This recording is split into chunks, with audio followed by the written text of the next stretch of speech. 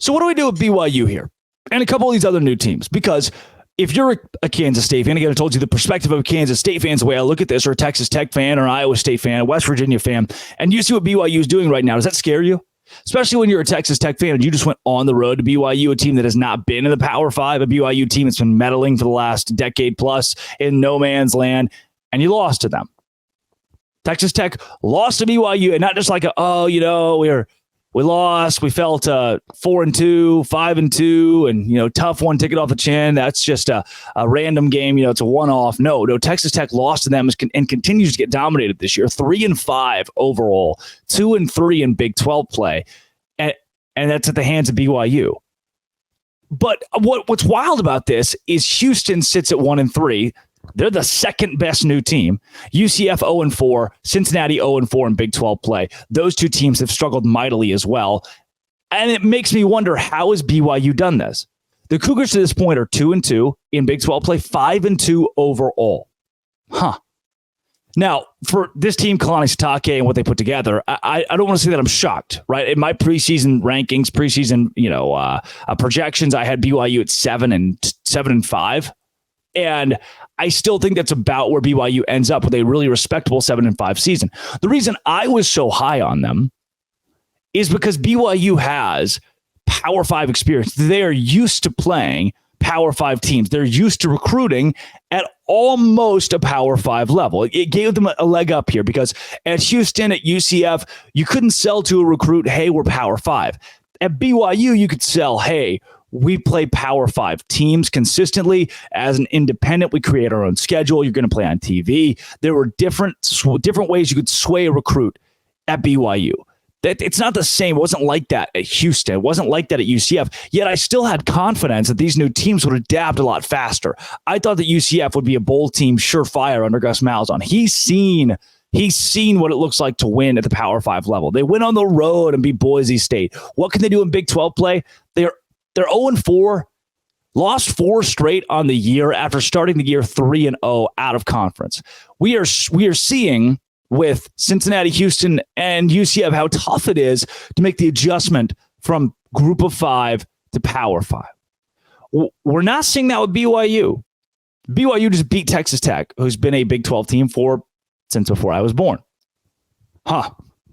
That's weird. Thought the new guys were supposed to struggle. Is this opening up to where Kalani Sitake, BYU, because they're a Power 5 team, what kind of box has just opened? Does this mean that moving forward for BYU, that they've got the resources? Look, I've seen it. I've been on campus at BYU. I've been on campus and seen their 2 outdoor practice fields, 1 grass, 1 artificial turf. I've seen their indoor practice facility. I've seen their weight room, and it is first class. It is better than, I would say, over half the new teams in the Big 12. BYU's facilities are like that. The money's there. The fan base is there. And you could make the case, and you'd be correct, that the fan base is so rabid and passionate because one of the world's largest growing religions is based around Brigham Young University. And you'd be very correct at that.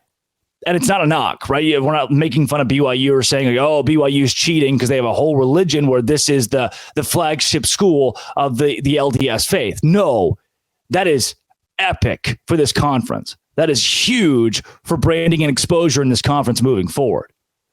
But it's also, if you're West Virginia, scary.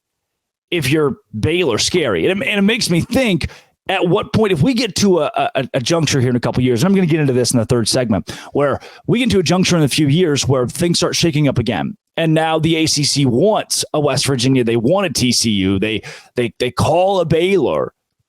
If BYU and Utah and these teams from out west are dominating the Big 12, will it be time for a shake? Is there a path where BYU moving forward just wins in this conference? Because they're doing it right now way ahead of schedule when you look at everybody else. As somebody who graduated from Baylor, is that scary? Should I be scared about what's happening over in Provo, Utah? That we've awoken the sleeping giant, made this power program Power 5, and that from now on, they're going to make everybody else pay by winning a lot of football games. It's going to be very interesting when Utah gets here, when Colorado gets here, when Arizona State, and how they schedule these games out with BYU. But and without Keaton Slovis and the run game's not good, this BYU team is just, what are they? Opportunistic. They play well on the late downs. They play well when things matter the most. They play well in the middle 8. It's the last 4 minutes of the second quarter, the first 4 minutes of the third quarter. That's where BYU has thrived this season. Can they sustain that? Well, they've done it for 7 games. To me, that feels sustainable. For 7 games, BYU has gone out and put themselves in the upper half of the Big 12, have put themselves not just in bowl contention, but now almost guaranteed to be in a bowl game. Whereas teams like Texas Tech would take a miracle for them to go 3-1 over the course of their last 4 and find themselves in a bowl game. That'd be tough. For Baylor, take a miracle to find themselves 3-2 over the course of their last 5 and get to a bowl game. But BYU, they're sitting pretty. And you know what? For Texas Tech and Baylor, you can make the case. You're like, oh, well, tough non-conference. Nah. No, BYU went on the road against Arkansas. And Baylor lost to Texas State. Texas Tech lost to Wyoming. And BYU is taking care of business. That's scary. From anybody else in this conference, based on the resources BYU has, the passion of the BYU fan base, Kalani Sitake, his staying power as the head coach, I would be afraid of BYU. It almost seems like they're going to have an unfair advantage in a couple of years. BYU is one of the few programs in the Big 12 that I could see just creating a monopoly in this conference because of the passion, the resources, and Kalani Sitake. Is he the greatest head coach in the world, the greatest X's and O's? No. But man, his Jimmys and Joes, his skills in that category, his ability to work a young man, to create an